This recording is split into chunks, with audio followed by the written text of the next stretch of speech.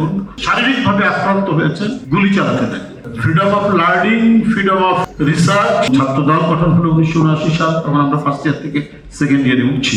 Doctor কেন পুলিশের SP হবে? কৃষিবিদ কেন প্রশাসক হবে? বিশ্ববিদ্যালয় সংজ্ঞার মধ্যে যেটি পড়ে যে freedom of learning, freedom of research, এবং এটার মাধ্যমে মানে কমিউনিকেট দি ট্রুথ, সত্যের সাথে যোগাযোগ রাখা। এটা একজন বিশ্ববিদ্যালয়ের সংজ্ঞার মধ্যে সেটা বলেছে। এটাই মানে আজকে পৃথিবীর বিভিন্ন দেশে অনুসরণ করা হয়। কিন্তু শেখ হাসিনা বা ফ্যাসিবাদীরা, এইটা পৃথিবীর কোনো দেশে দৃষ্টান্ত নাই। যখন ফ্যাসিবাদী শাসন বা নাৎসিবাদী শাসন বা ভয়ঙ্কর ডিক্টেটরিয়াল শাসন থাকে, তখন বিশ্ববিদ্যালয় ক্যাম্পাস, সমাজ এবং আশেপাশে কোনো কিছুই ভয়ঙ্কর রাষ্ট্রীয় আক্রমণের বাইরে যেতে পারে না।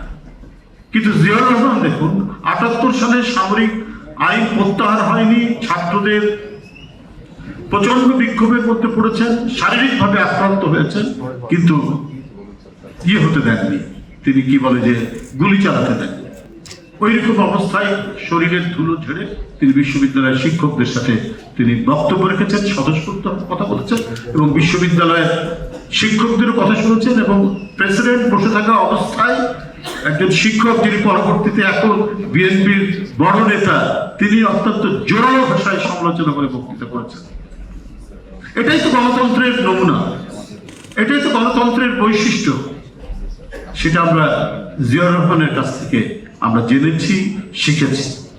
এই কারণে যে তিনি মানে শিক্ষাকে কত গুরুত্ব দিতেন, শিক্ষক এবং ছাত্রদের তাদের যে কথা বলার অধিকারকে তিনি কতখানি মূল্য দিতেন, সম্মান দিতেন, এখান থেকেই সেটি বোঝা যায়।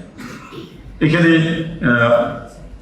আমাদের যে টানা ৭মবারের মতো বেস্ট টিস্যু পেপার ব্র্যান্ড হিসেবে স্বীকৃতি পেয়েছে বসুন্ধরা টিস্যু। মূল প্রবন্ধ উপস্থাপন করেছেন সেই জিয়াউর রহমানের।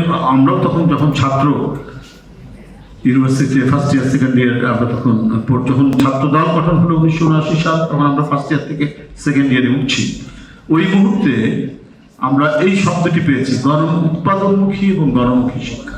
এটার উপরে অনেক বক্তৃতা করেছি, কিন্তু ওই বয়সে আমাদের অতটা ধারণা ছিল না।